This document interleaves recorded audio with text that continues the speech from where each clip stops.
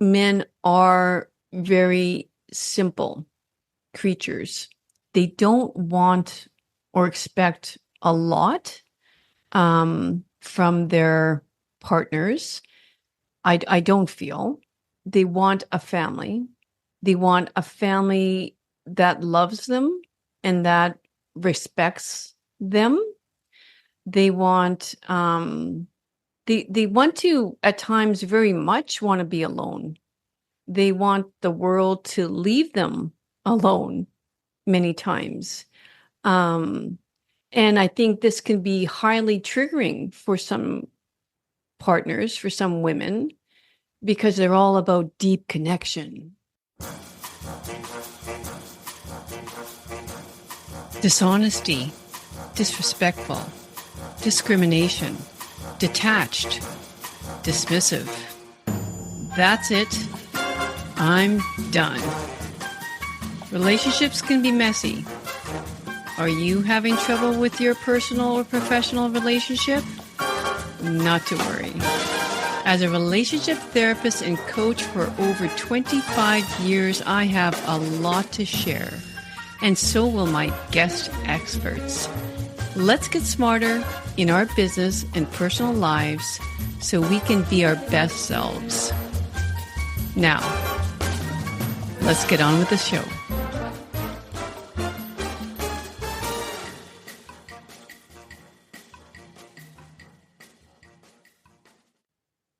Hello, welcome back to Mixing Business with Pleasure.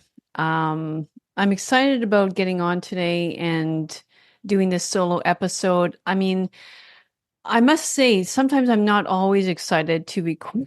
I have to laugh because I'm not always excited to record a solo episode, nor am I excited to seek clients every day or whatever. I mean, like I'm a human being just like everybody else, right? And some days we have a lot more energy than other days and enthusiasm than other days. And actually, it's kind of interesting. I woke up this morning quite early, around 5 a.m. It's not really what I want to be doing every morning, but you know, it's like you wake up and you kind of go, no point in laying here anymore.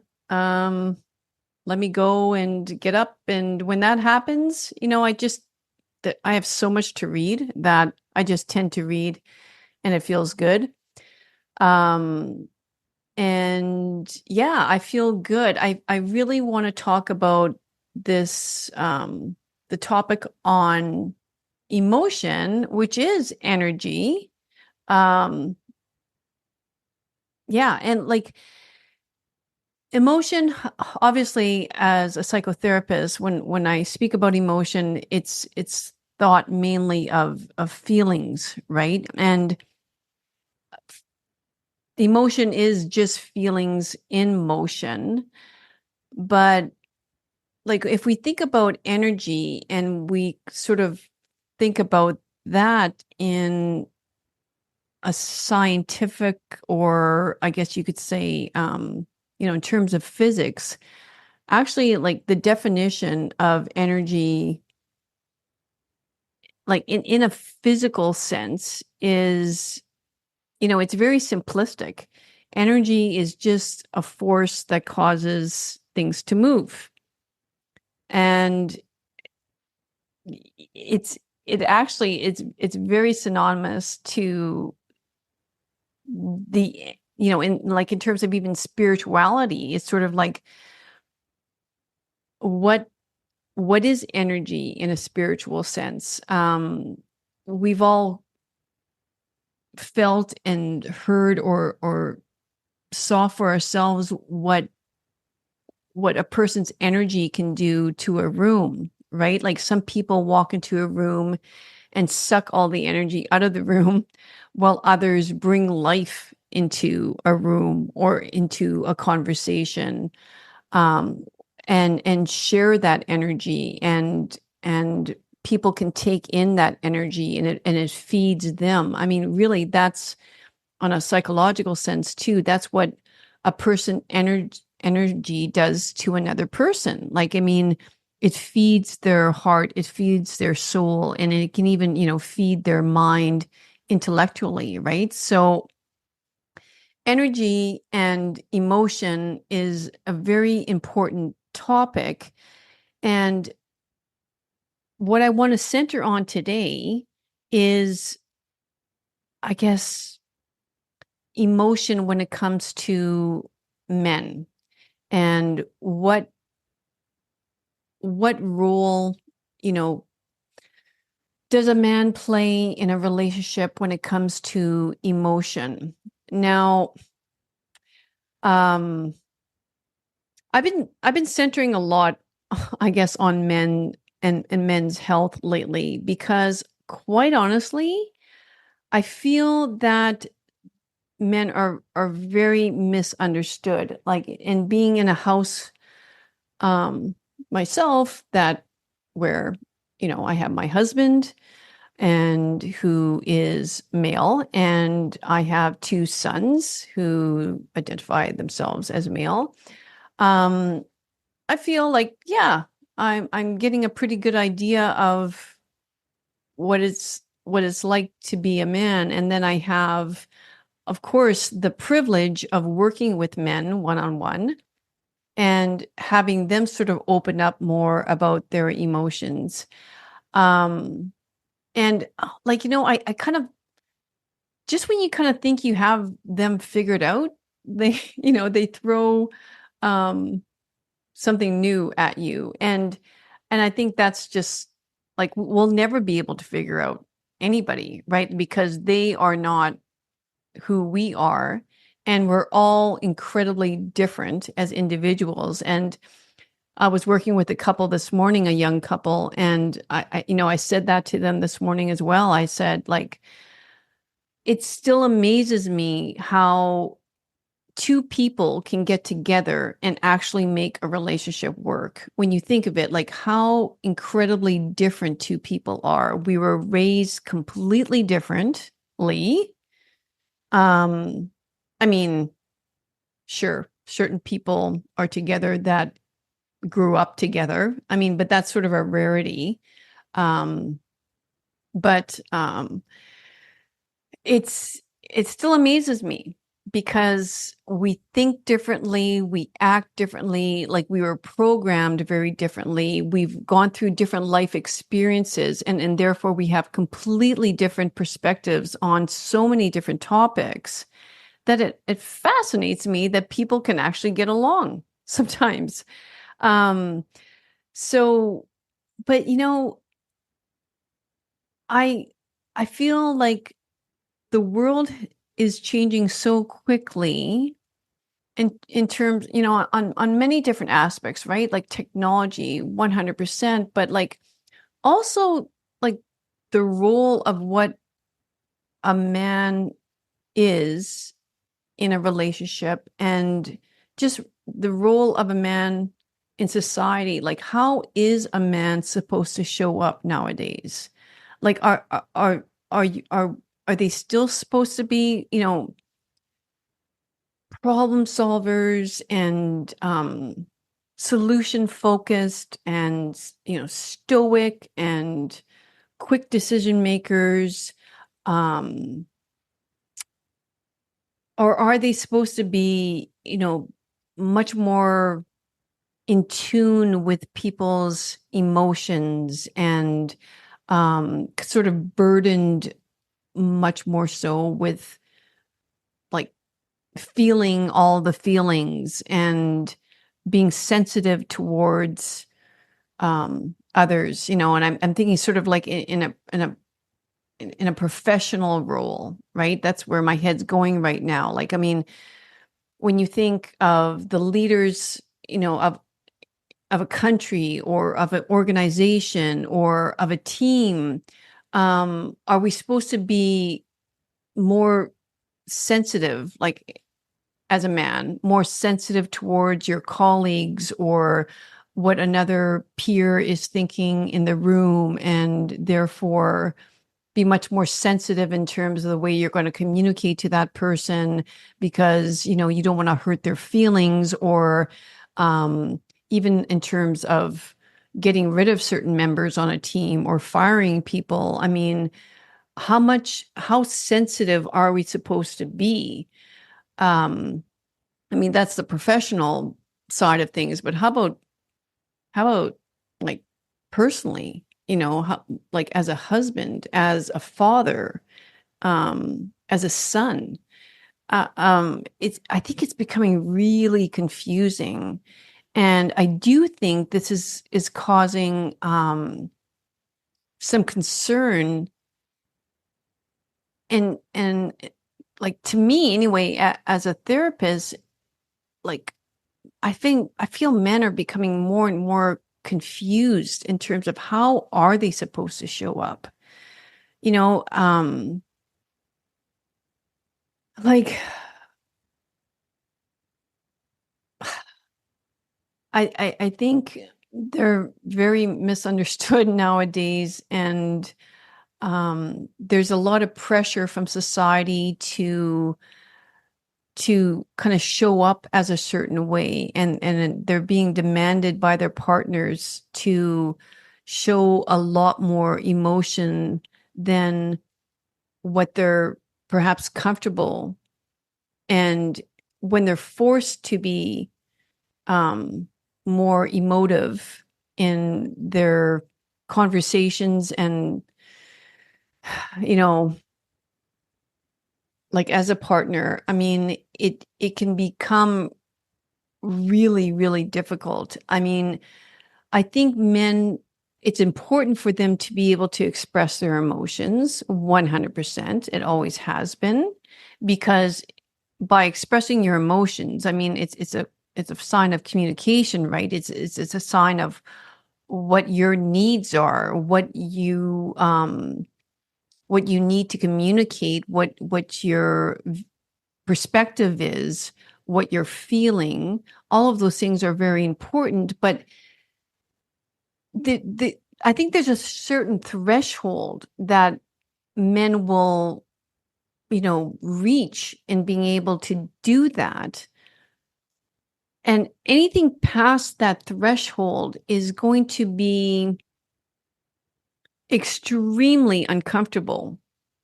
Like it's, and it shouldn't be pursued. It shouldn't be forced out of the person. It's sort of like once you reach that threshold, like then we need to respect that. And, as a woman, as a partner, um, we can't we can't continue to have them backed up against a wall and demanding that they become more sensitive or empathetic, or it's sort of like, trying to wring the last bit of moisture from a cloth. It's sort of like there's nothing left. And I think it's really important for us to know that, like, it doesn't mean that they're lacking feelings or sensitivity or the ability to be thoughtful. it it's just it's not part of their biology, and it's not part of their makeup. And um as I say over and over again, like, be careful what you wish for, because, like, how would I explain this, right? It's sort of this what we might perceive as insensitivity or lack of empathy is necessary in a man in order to make, like, to be a man, to be what it takes to be a man, to make decisions that are quite what some might consider like quick, and hastily. I mean, we can't have a person, pondering over like a very important decision for days or months. It's sort of like, no, maybe, for 30 minutes or whatever that might take. I'm just thinking of world leaders, I mean, Um, it's it's like time is a factor, and we need quick decision makers, and we need a person that can look at a very complex situation and be able to find a solution very quickly. Um, and if we're bogged down by emotion, which it can be extremely heavy, in the sense of energy, is what I discussed. Like it can, you're going to leave the person, without any sort of ability to do this. Like, and like I was working, I mentioned to you with this couple this morning, and they were married for about 8 years, they said, and they have, a 2-year-old, and she's a stay-at-home mom, and loving it from what I could tell. And he's by the sounds of it, thriving in his career, and his career is quite demanding. Um, and you know, like we talked about very, very normal things in a relationship, like why they're having trouble. And it's not like a game changer, it's not like horrible things that are happening. It's sort of just, to me, very typical of what you might see in such a couple of that age, that length of marriage, with a child. Um, Very, very normal, very, very typical. But, he didn't, like, I sort of always try to make light of the situation, right? And I was sort of joking with them at the end of the session, just saying, like, see, it wasn't that bad, because I always know that men are like, they're a bit terrified about this whole idea of booking a couples counseling session. Um, and because I've had men, remark about this before. Like, I think one person said one time, I feel it's the beginning of the end. And I've even had my own husband, make mention of that. I mean, at times I would say, oh, I had, premarital like couple come in today, and he's like, oh my God, if they have to come for counseling before a marriage, I mean, that's sort of like, it's a writing on the wall. And I was like, au contraire. Like, I mean, this is couple, it probably shows that, they're gonna make it. Like they're on it. I mean, they're going to be very diligent in terms of, being able to communicate in a way that's very proactive and yeah, successful. Um, but the man today mentioned, he says, well, yeah, 8 years, and it's maybe we should have come sooner, but okay, how did he word this? He goes, um, he says it's my fault. Oh, yeah. He says it's my fault because I feel like I failed. And I was like, pardon me? What do you mean by that? Like, but I knew exactly what he meant.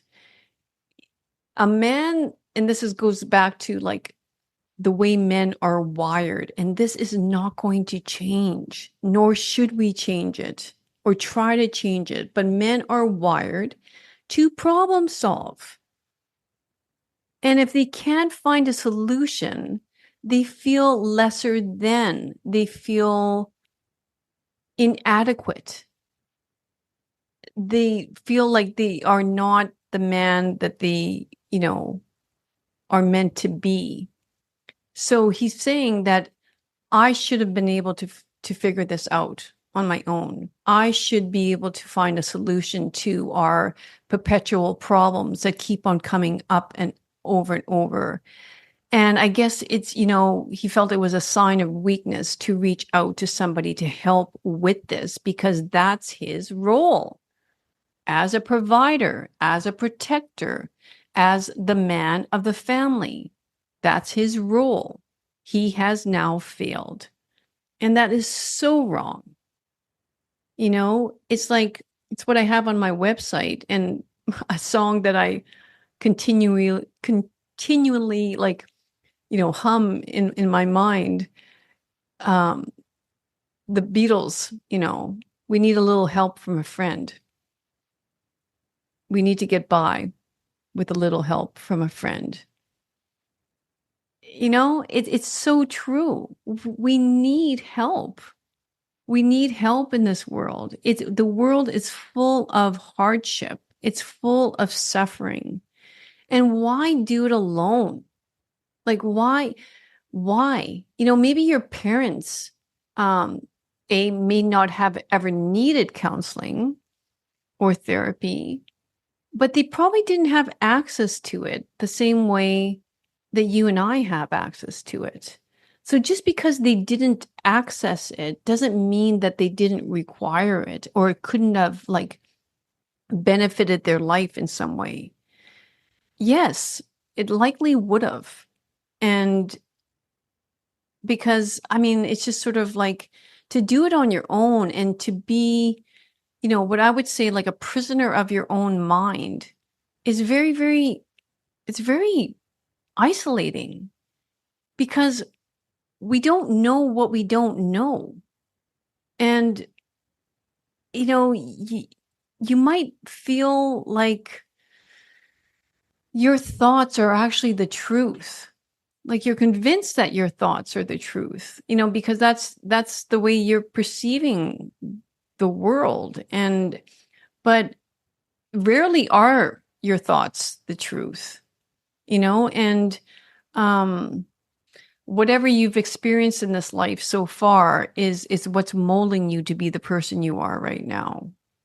So what might seem to be common sense to you is everything, but common sense to another person. Like it actually fascinates me. Like, sometimes it's sort of like when I'm speaking with people, and that's like, it's so normalized, whether it's their life or their relationship, like that sort of behavior is so normalized. And I'm just like, oh my God, are we on the same planet? Like, how do you, and this is my point. I'm not saying that everything from my perspective is normal or right, or, what is meant to be.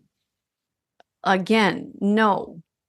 But there is a type of normalcy that I think would allow for a relationship to work better than, another person's view of normal. And that's my role, is sort of to point that out to a person or a couple that, you know, from my experience, from my knowledge, my wisdom to this point in my life, like, none of this is normal, or this is quite normal. And, this is something you can do about it, maybe to make it easier on you, or to remove some of the suffering that you're feeling right now.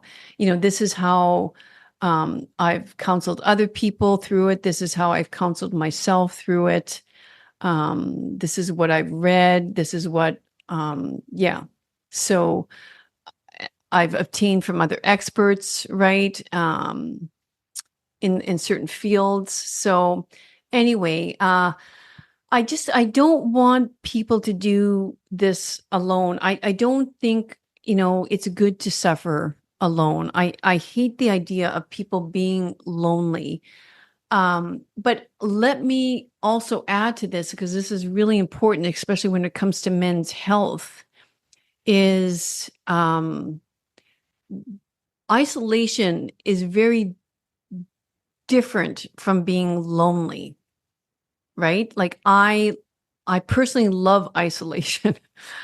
I always feel like people probably think I'm complete, like, antisocial when I say that, but like, I love the idea of being alone. And like, for example, in the morning, like when I wake up, it's like, oh my God, I get to have more alone time today. So, I'll spend my first hour, or like this morning was probably about an hour and a half, in isolation, me, myself, and I, like praying, reading, journaling. And so you can imagine it's all very reflective. It's all very contemplative. Um, and it's so, what I feel, so foundational to my day.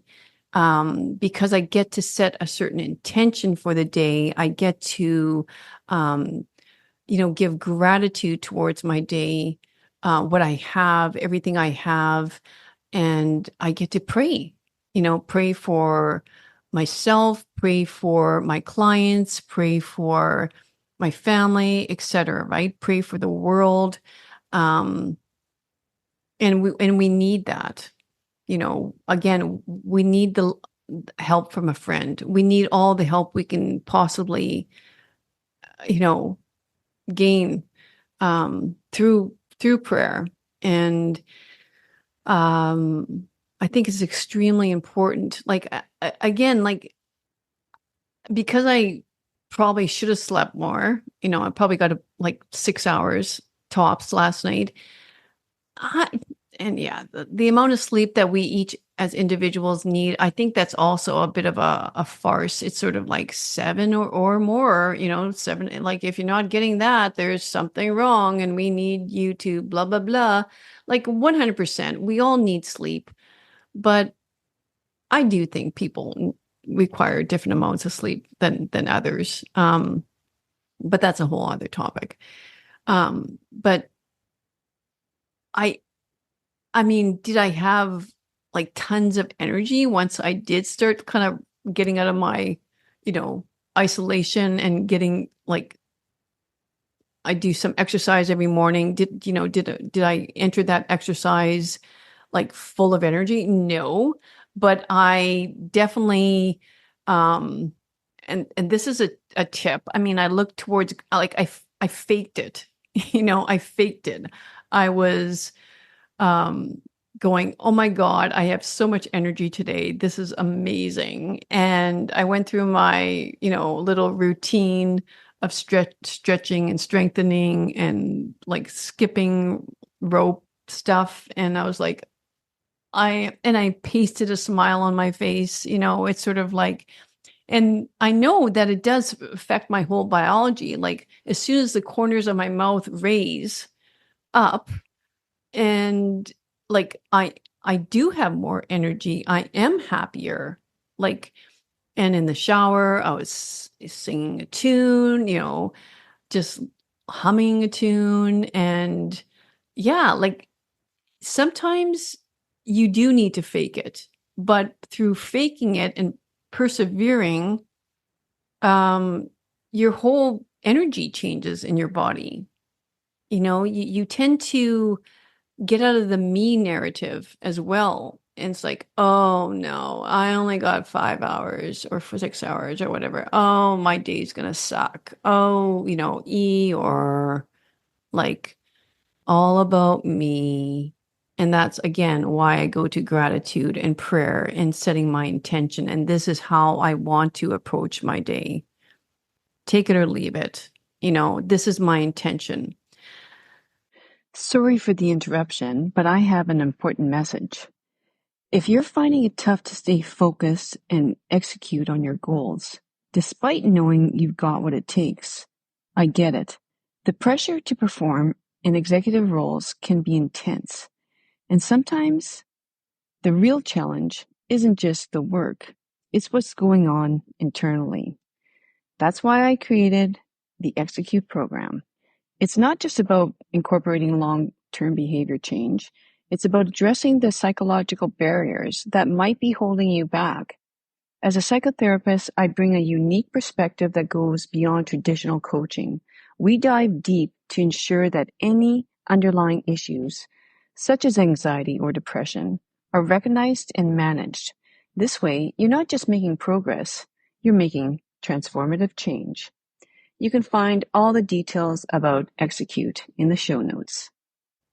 And yeah, intention is actually another great topic that I'll need to speak about at some other point, because a lot of people feel that their partners are using that as an excuse. If your partner says, well, my intention was, it's like, how much do we pay attention to intention?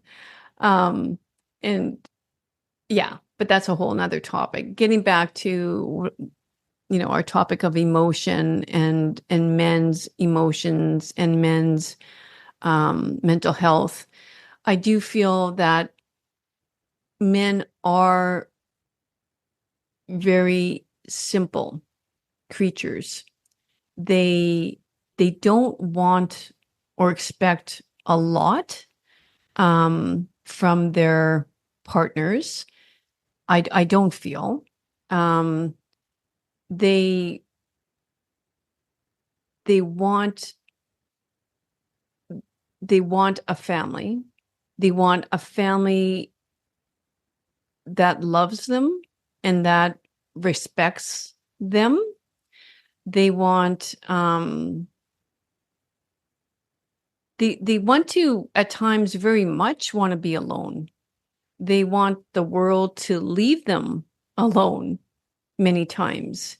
Um, and I think this can be highly triggering for some partners, for some women, because they're all about deep connection. They're all about deep conversations, deep connections. And hey, there are definitely the men out there that love deep thinking, deep thought. Those are more of our theologians and, philosophers. Um, and thank God we have them. But a lot of other guys, I'd say the majority of guys are kind of going, oh my God, it's not that deep. Please, like, please, do we have to talk about like this? Like, it's, whatever I said, it wasn't that deep. I didn't mean for it to come off that way. It's sort of like, I'm kind of impulsive. I kind of say things off the cuff. I mean, I'm not as deep a thinker as you, and I apologize, but like, they are more surface level like that, right? And we got to respect that because again, like it's sometimes it's necessary. Like I mean, if they have to make a choice of getting up and attacking a home invader, they're not going to be sitting there kind of going, um is he could he be carrying a weapon? I mean, yeah, okay, I know it's important, like, right, maybe that's not the greatest example, but like it's not like, oh, should I jump him from the back or should I, like it's sort of like, no, boom, like this is what I'm going to do to protect my family. We'll think deeper about that later. No, like that's just it's primal. It's just sort of like it's instinctive. This is what, like, I got to move fast. And we can't just remove that when it comes to certain situations. We would love to curate our lives like that, sort of like, well, I want a man to be very stoic and strong and stern and protective when it comes to these situations, but I want him to be completely sensitive and empathetic and um, extremely emotional when it comes to blah, blah, blah. I mean, I'm sorry, we don't get to pick and choose that. Just like they don't get to pick and choose the way we are. And, honestly, I feel like women like the idea of their partner being empathetic, sensitive, highly, um, you know, like deep thinkers, and like they like the idea. It sounds very romantic. But again, when push comes to shove, I don't think women really want that in their partner. Like, think about it. Like, what if something happens, to their ability to be a provider? What if something medically, like physically happens to them? what if they're a dentist and they lose, their dexterity in a hand or like, I mean, it's sort of like, do we do we want them to become highly emotional and where they become extremely dependent on us and sit deep in their sadness and their sorrow and they constantly complain about their lives and they sort of like men talk about women whining all the time and nagging all the time and being extremely impatient and blah blah blah, like everything that men kind of complain about women. um I think there's equally there's parts of us and those like annoyances that they have about women that they actually probably kind of like in a weird kind of way and need. It's um I think I think as partners we both need to acknowledge um each other's strengths a lot more, right? And look less at their weaknesses. Because you won't, we all realize when we look at our partners, they're, despite the years of trying to change that part of that person, and it's usually, I think, very much created or centered, like the things that we really want to change are probably quite closely related or deeply rooted in some sort of sensitivity or emotive or lack of emotion that they display. Like, men kind of like rolling their eyes and going, "Oh my God, the drama. Like, why does this have to be so deep?" And like, like, you know, and women kind of looking at men and kind of going, "Oh, you're so insensitive. Like, do you not realize how that comment, those words hurt me, that behavior or lack of behavior or that level of insensitivity, like how can you, I think anybody that has been in a relationship for quite some time, if you're listening to this, you've got to agree that despite your years of hoping, praying, wishing, educating your partner, communicating to them that this type of response or this type of behavior of yours, or what seems so inconsiderate or insensitive to you, despite trying to change that, it's really not changing. you know, it's part of their biology. And I think it's time to accept that and just look at all the other things about them and what they bring into the marriage that you could never do.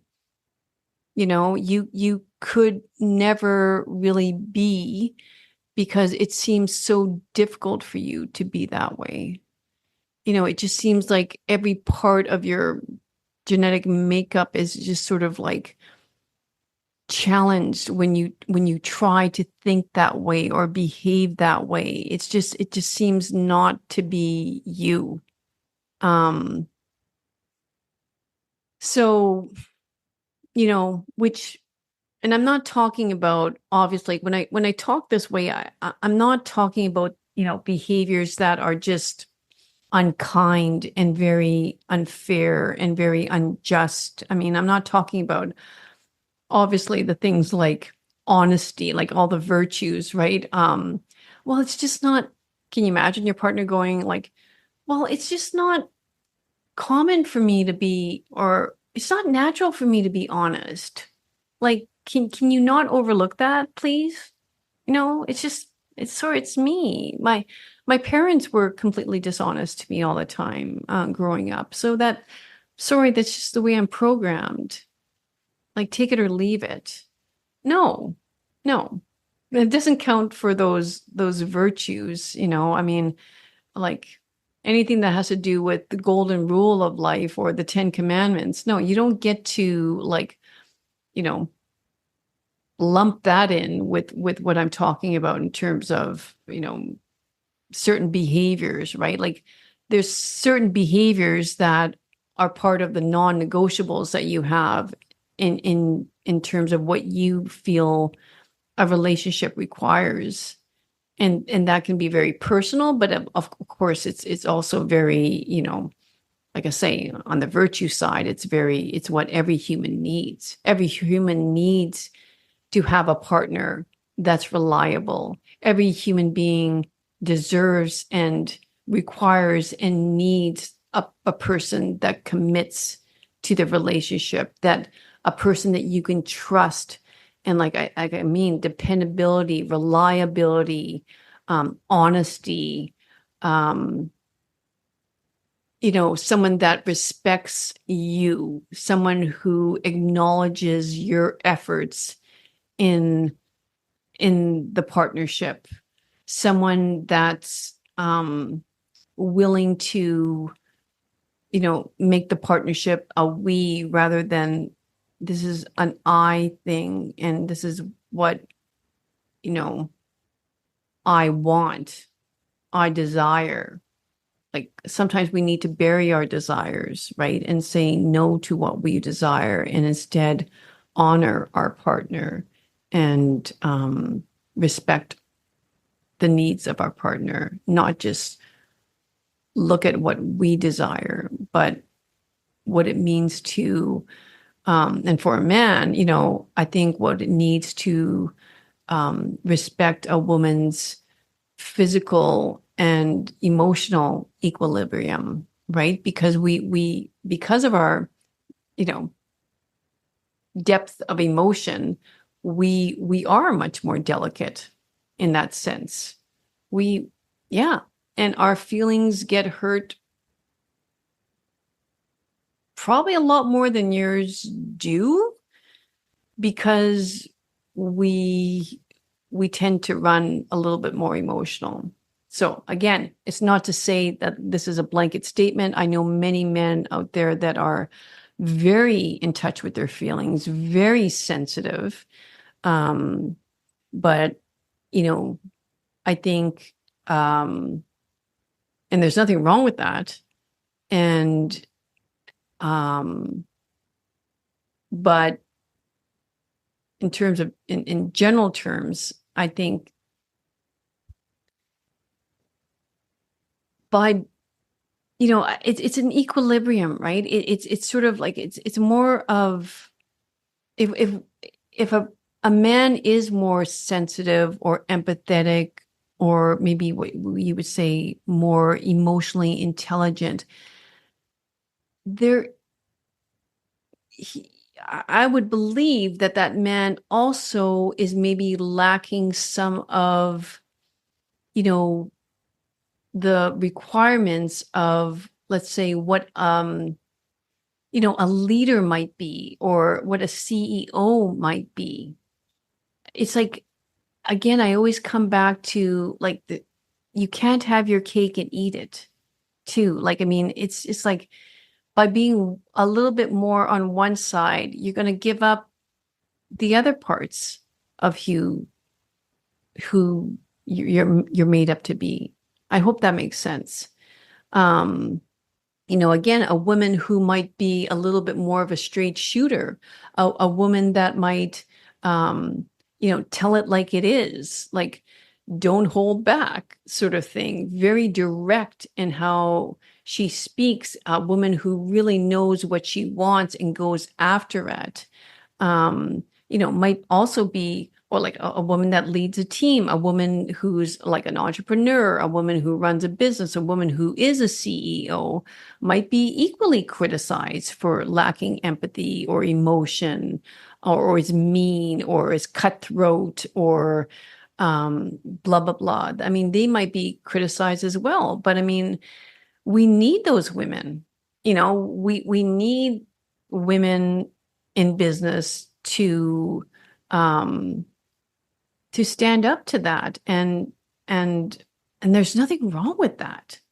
Like I applaud those women greatly, for the achievements that they've made in their careers and to be leaders of companies, to be leaders, in government. It's like it's incredible. And I do love you know